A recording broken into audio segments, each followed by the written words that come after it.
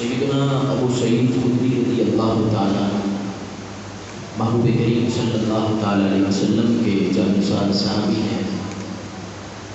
آپ کہتے ہیں کہ میں بارگاہ رسالت مآب صلی اللہ تعالیٰ علیہ وسلم میں حاضر تھا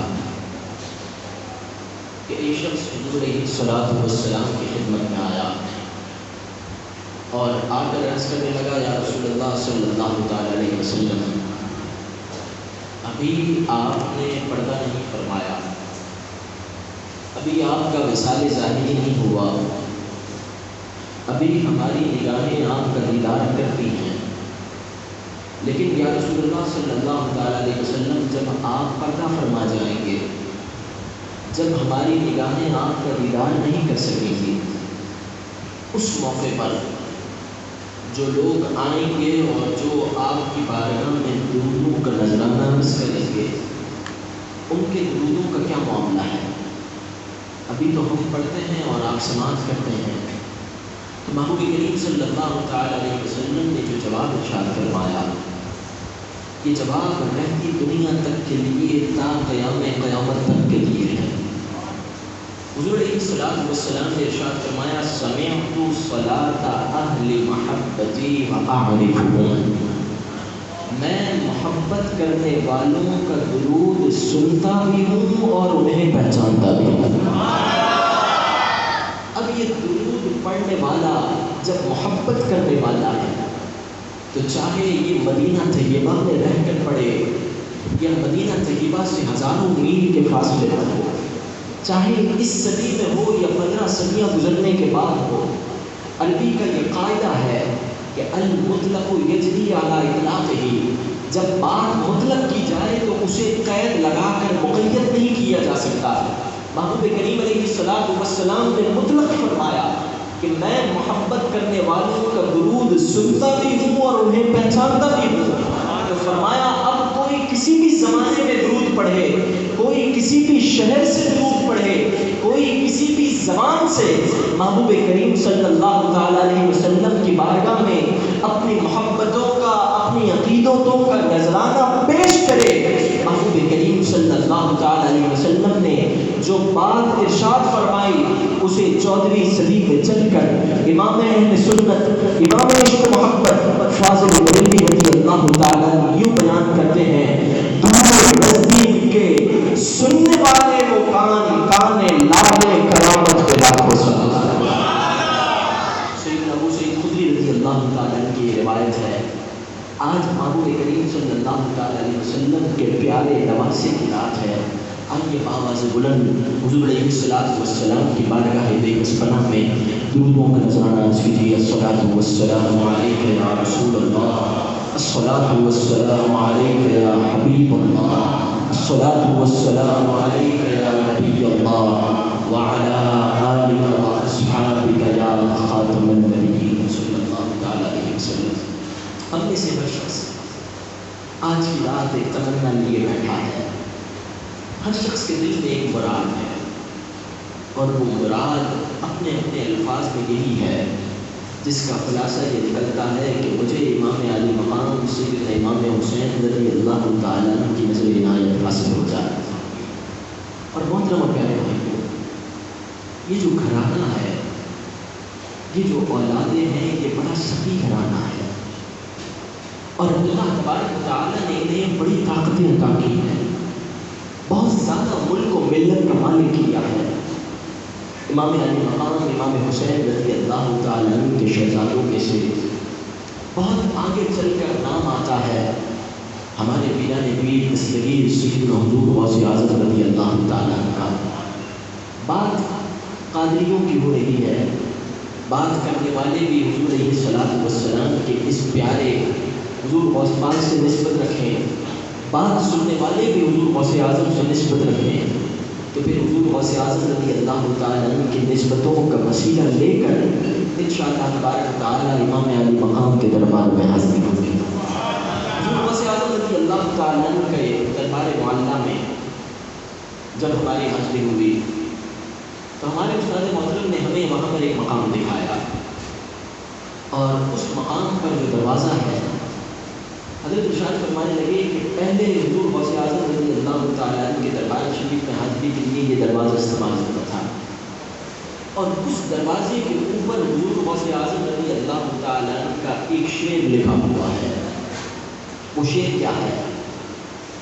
وہ شعر یہ ہے قف علی بابنا عند ضیق المناہج، کہ جب تو تنگیوں پہ پھنس جائے، جب تیرے لیے راستے دشوار ہو جائیں، تو تو ہمارے دروازے پر آ کر کھڑا ہو جانا. تفز بعلی القدر منزل معارج، کہ اللہ تبارک و تعالیٰ کی عطا کردہ طاقتوں کی وجہ سے تو کامیابیوں کو حاصل کر لے گا. جب تو ہمارے دروازے پر آئے گا تو پھر کامیابیاں تیری مقدر بن جائیں گی. الم تری ان اللہ اسبغ علینا نعمۃ، کیا تو یہ دیکھتا نہیں کہ اللہ تبارک و تعالیٰ نے ہم پر اپنی نعمتیں تمام فرمائی ہوئی ہیں، ہمیں بہت ساری نعمتیں عطا فرمائی ہیں. وَوَلَّانَا قَضَاءَ الْحَوَائِجِ، اور تو دیکھتا نہیں کہ رب العالمین نے ہمیں لوگوں کی حاجتیں پورا کرنے کے لیے مقرر فرمایا ہوا. ہماری یہ ڈیوٹی لگائی گئی ہے، ہماری یہ ذمہ داری لگائی گئی ہے کہ ہم لوگوں کی حاجتیں پورا کریں، ہم لوگوں کی مصیبتیں دور کریں، ہم لوگوں کی بلائیں دور کریں. کہا جب دنیا جہاں کے سارے راستے تیرے لیے بند ہو جائیں تو تو ہمارے دروازے پر آ کر کھڑا ہو جانا.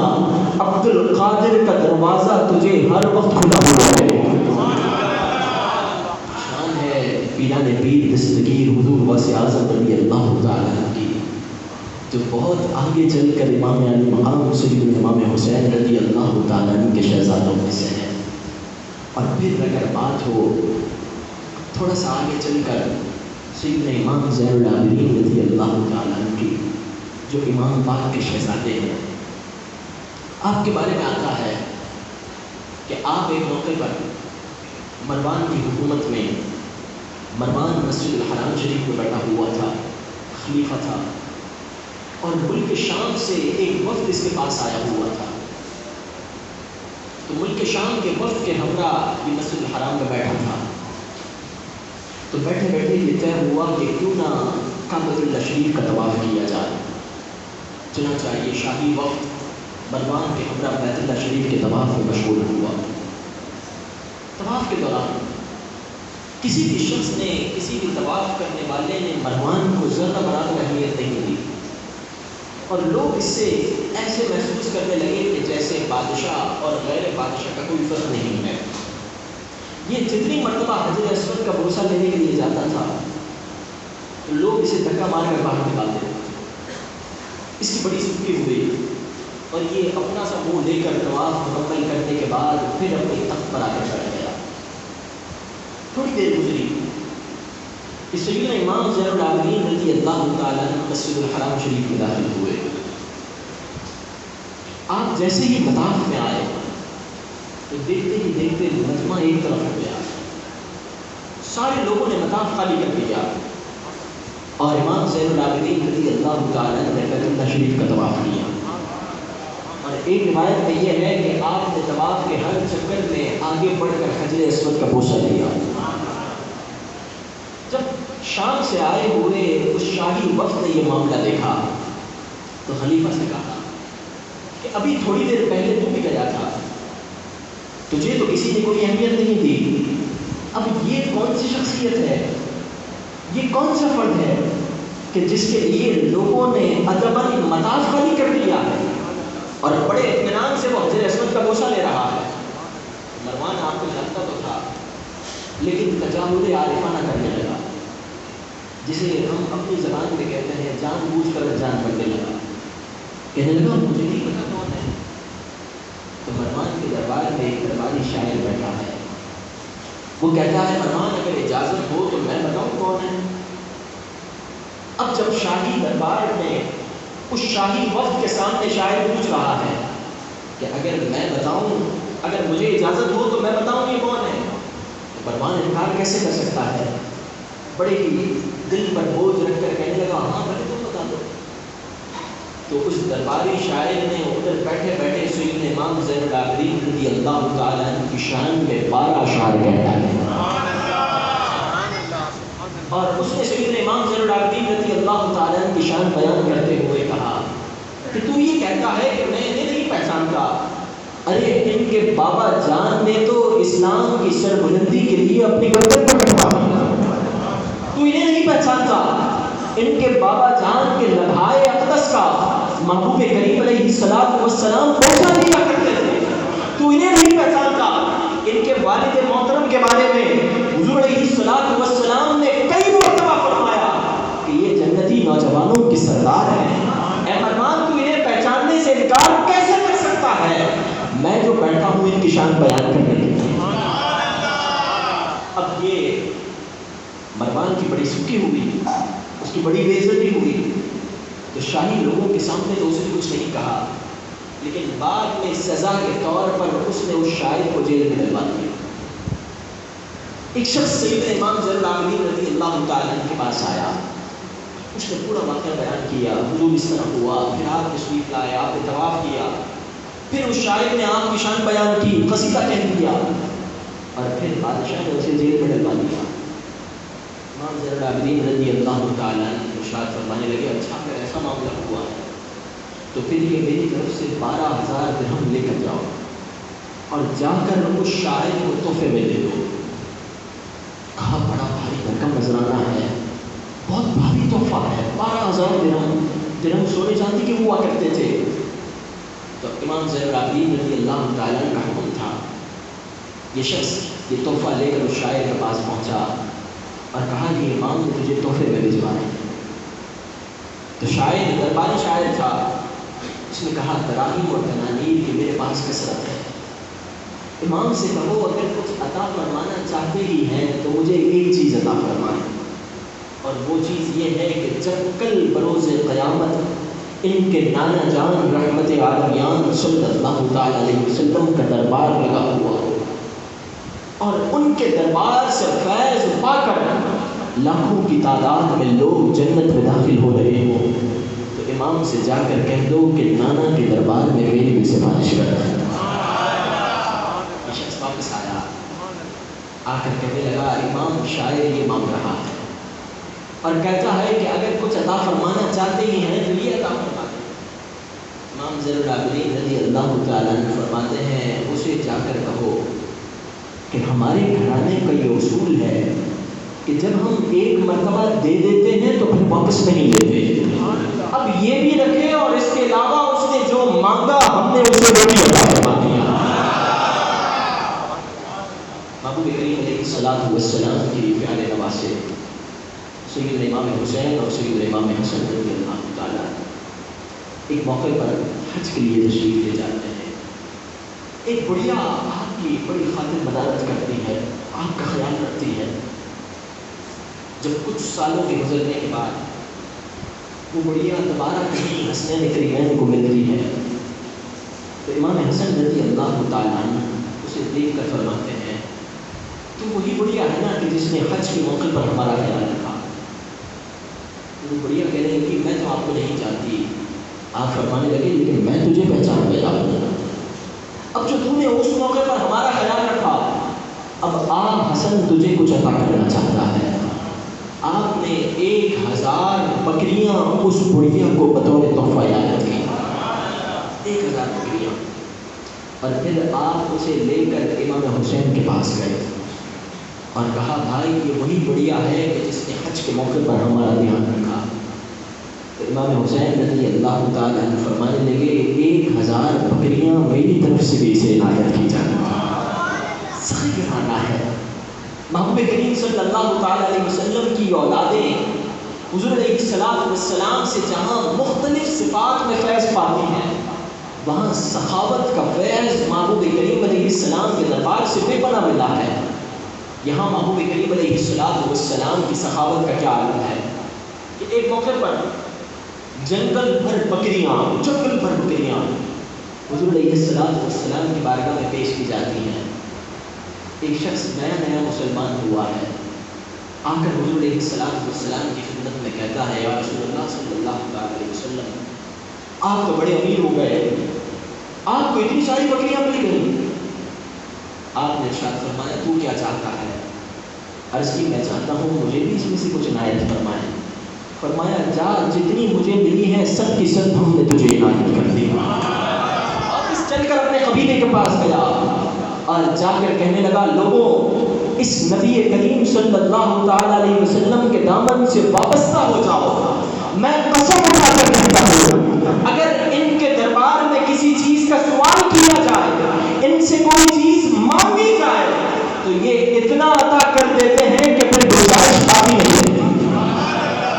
نبی کریم علیہ السلام کی سخاوت یہ چلتی ہوئی امام علی مقام امام حسین رضی اللہ تعالیٰ عنہ اور امام حسن رضی اللہ تعالیٰ عنہ میں بھی منتقل ہوتی ہے اور آپ بھی بھر بھر کر عنایت فرماتے ہیں.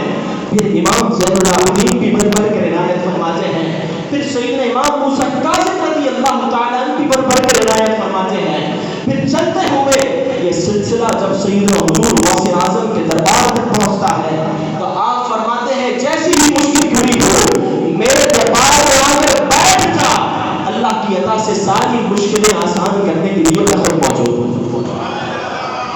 سیدنا شفیق بلخی رحمۃ اللہ تعالی علیہ تابعی بزرگ ہیں. آپ کہتے ہیں ایک موقع پر میں حج کے لیے ایک قافلے میں شامل ہوا. حاجیوں کا قافلہ تھا اور سارے کے سارے لوگ زاد راہ کے ساتھ تھے, اپنا اپنا سامان ساتھ لیے ہوئے تھے.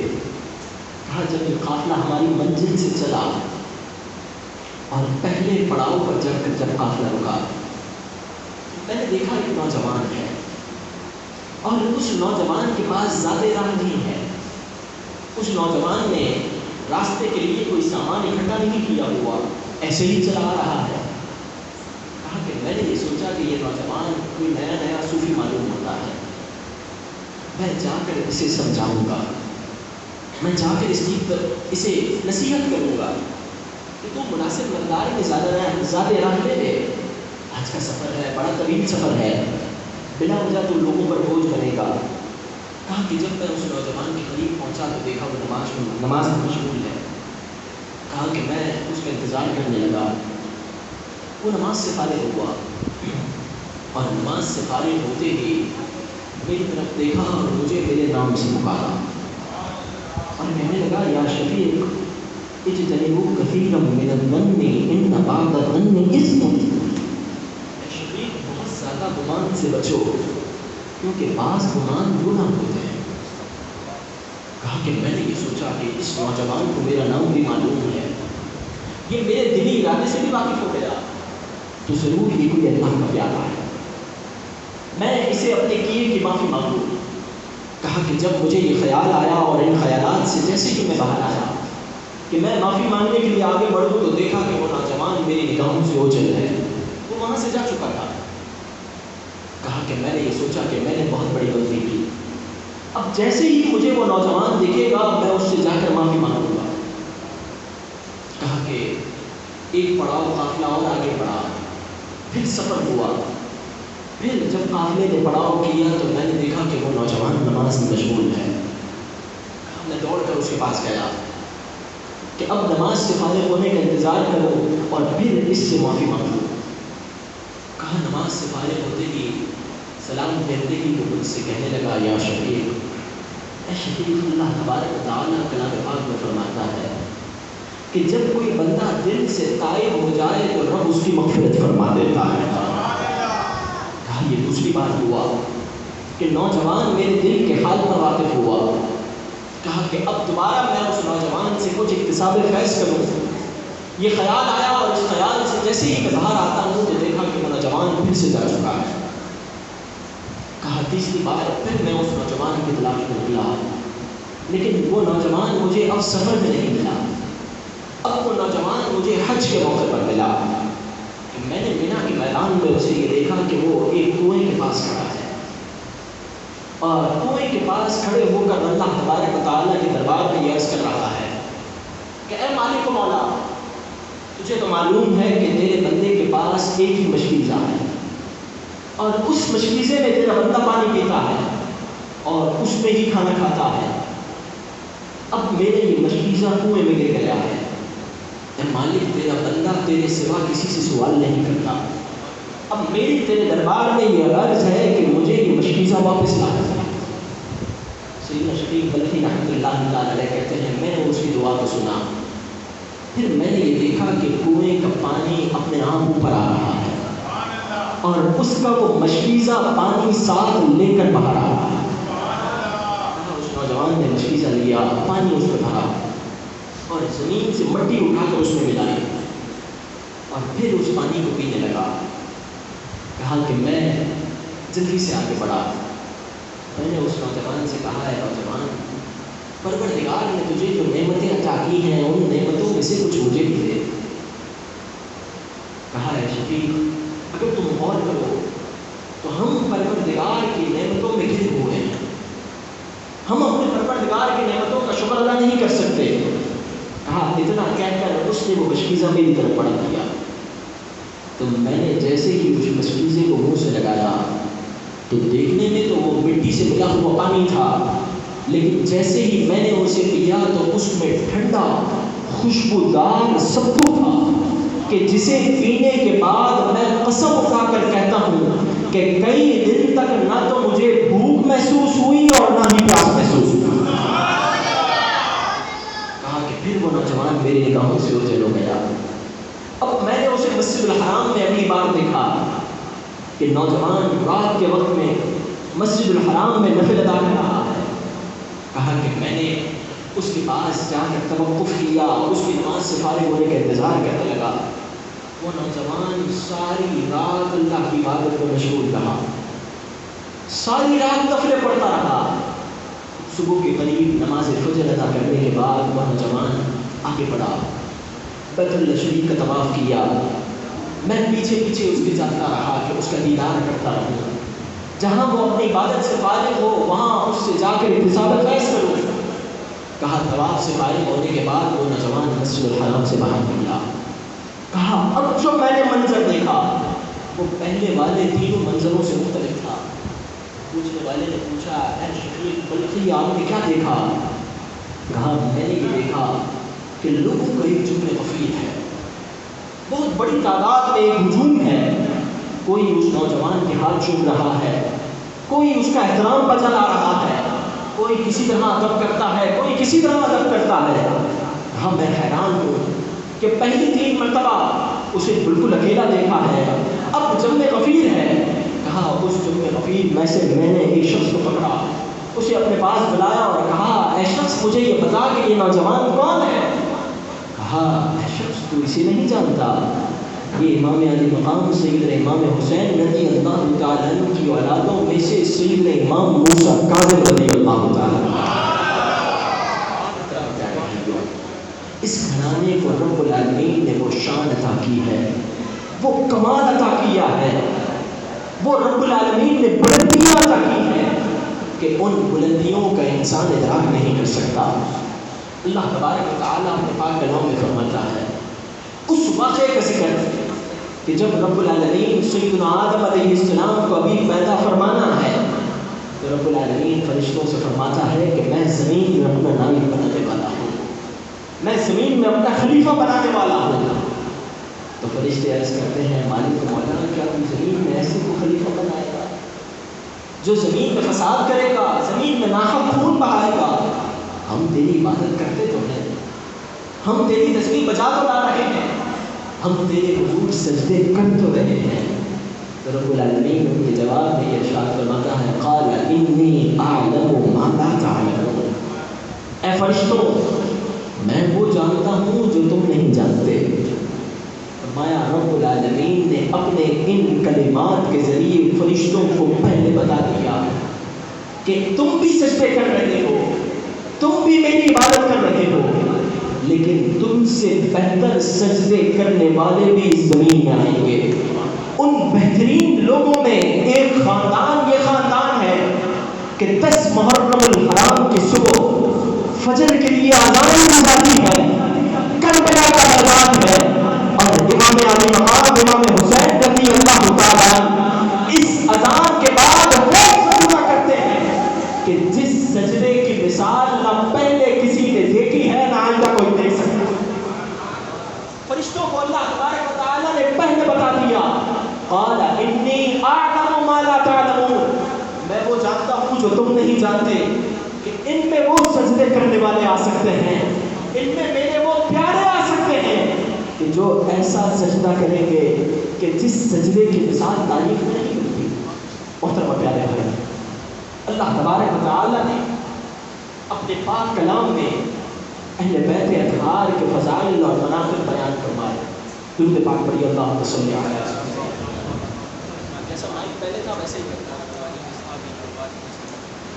اللہ تبارک و تعالیٰ نے کلام مجید فرقان حمید میں اہل بیت اطہار کے فضائل اور مناقب بیان فرمائے، اور رب العالمین کے محبوب نے بھی ارشاد فرمایا کہ اگر تم حلاوت ایمان کو پانا چاہتے ہو، اگر تم ایمان کی چاشنی کو پانا چاہتے ہو، تو پھر تم اپنی اولادوں کو 3 چیزیں سکھاؤ۔ اولادوں کو کیا چیزیں سکھانی ہیں؟ نمبر 1، محبوب کریم علیہ السلام کی محبت سکھانی ہے۔ نمبر 2، کلام مجید فرقان حمید کی محبت سکھانی ہے۔ اور نمبر 3، اہل بیت اطہار کی محبت سکھانی ہے۔ اور پیارے بھائی، امام علی مقام سید الامام حسین رضی اللہ تعالیٰ عنہ کی یہ شب اور کربلا کے میدان کی یہ یادیں ہمیں کچھ پیغام دے رہی ہیں۔ وہ پیغام کیا ہے؟ وہ پیغام یہ ہے کہ اللہ تبارک و تعالیٰ کے یہ پیارے اور برگزیدہ رب کے حکم سے جیسا چاہتے ویسا ہو سکتا تھا، جیسا ارادہ کرتے ویسا ہو سکتا تھا۔ سیدنا حضور خواجہ علی نواز رضی اللہ تعالیٰ عنہ، آپ کی یہ شان ہے کہ آپ جب کہتے ہیں کہ جا کر پورا کا پورا دریا اس مشکیزے میں ڈال کر لے آؤ، تو پورا دریا ایک مشکیزے میں آ سکتا ہے۔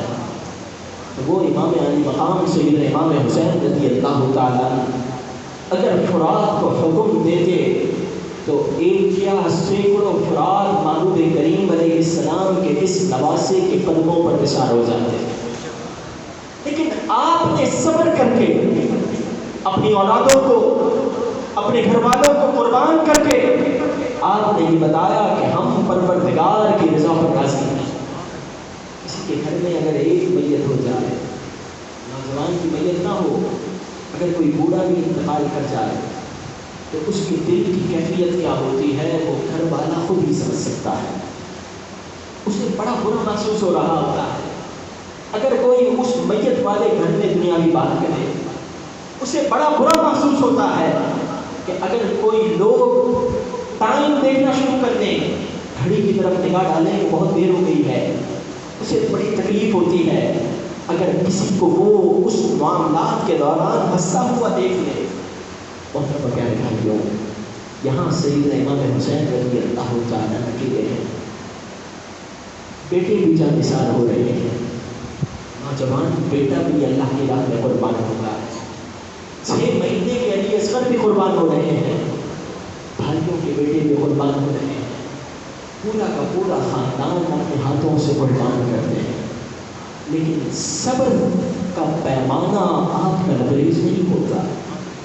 بعض راویوں نے یہاں تک لکھا کہ امام علی مقام امام حسین رضی اللہ تعالیٰ عنہ آپ جب 10 محرم الحرام کی صبح کرتے ہیں تو پوری داڑھی شریف کے تمام بال سیاہ ہیں، 50 سال عمر ہونے کے باوجود آپ پر جوانی کے اور آپ پر روب اور دبدبے کے آثار بالکل واضح ہیں، لیکن کہا کہ جب سیدنا امام علی مقام امام حسین رضی اللہ تعالیٰ سارے پیاروں کی لاشیں اٹھا کر اپنے خیمے میں رکھنے کے بعد اب جب خود میدان کربلا کی طرف بڑھ رہے ہیں تو پوری کی پوری داڑھی شریف سفید ہو چکی ہے۔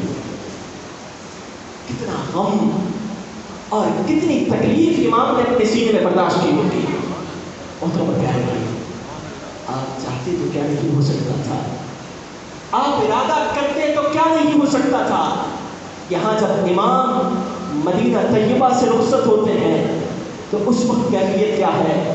4 شعبان المعظم ہے، سن 60 ہجری ہے، امام مدینہ طیبہ سے رخصت ہو رہے ہیں۔ وہ مدینہ طیبہ کہ جس مدینہ شریف میں حاضری کی تمنا ہر ایک کے دل میں بوجھے مار رہی ہے، کہ جس مدینہ طیبہ کو چھوڑنا کسی کو بھی گوارا نہیں ہے، امام علی مقام امام حسین رضی اللہ تعالیٰ وہ مدینہ چھوڑ کر جا رہے ہیں۔ وہ مدینہ کے جہاں پر محبوب کریم علیہ الصلوۃ والسلام کے روضہ اقدس پر صبح 70,000 فرشتے حاضر ہوتے ہیں، شام 70,000 فرشتے حاضر ہوتے ہیں، اور امام نے فرمایا اعلیٰ حضرت فاضل بریلوی رضی اللہ تعالیٰ عنہ نے کہ جو ایک بار آئے دوبارہ نہ آئیں گے۔ اچھا وہ دوبارہ کیوں نہیں آئیں گے؟ کہا کہ جو اتنے ارب فرشتے لائن میں لگے ہوئے ہیں پھر ان کی باری بھی تو آنی ہے۔ 70,000 فرشتے صبح اور 70,000 فرشتے شام اللہ کے محبوب کے دربار میں حاضر ہو رہے ہیں۔ وہ مدینہ کے جس کے دیکھنے کی تمنا ہر ایک کے دل میں ہے، جس مدینے میں امام علی مقام امام حسین رضی اللہ تعالیٰ بچپن گزارتے ہیں، جس مدینے میں جوانی کے ایام گزرتے ہیں، اب مدینہ طیبہ سے رخصت ہو رہے ہیں۔ اور جب مدینہ طیبہ سے رخصت ہوتے ہیں تو اہل مدینہ بھی بڑی غم کی کیفیت میں ہے۔ امام محبوب کریم علیہ الصلوۃ والسلام کے روضہ انور پر حاضر ہو کر ساروں قطار روتے ہوئے اپنے نانا جان رحمت عالمیان صلی اللہ تعالیٰ علیہ وسلم کے حضور سارے معاملات عرض کرنے کے بعد اب مدینہ طیبہ سے رخصت ہو کر آپ مکہ شریف آ جاتے ہیں، اور مکہ المکرمہ میں ذی الحجہ کا مہینے کا جب آغاز ہوتا ہے، ساری دنیا سے قافلے مکہ شریف آ رہے ہیں کہ اللہ تبارک و تعالیٰ کے دربار کا حج کیا جائے، قربانی دی جائے، رب العالمین کے رضا کو حاصل کیا جائے۔ امام مکہ شریف سے ذی الحجہ کے مہینے کا آغاز ہونے کے بعد رخصت ہو رہی ہے، مکہ مکرمہ چھوڑ رہے ہیں، اور اس موقع پر کیفیت یہ ہے کہ بیت اللہ شریف کے غلاف سے لپٹ کر آپ خوب آنسو بہاتے ہیں، خوب روتے ہیں، اور امام پھر مکہ شریف سے رخصت ہو کر کوفیوں کی طرف چلتے ہیں۔ وہ کوفی جو خط لکھ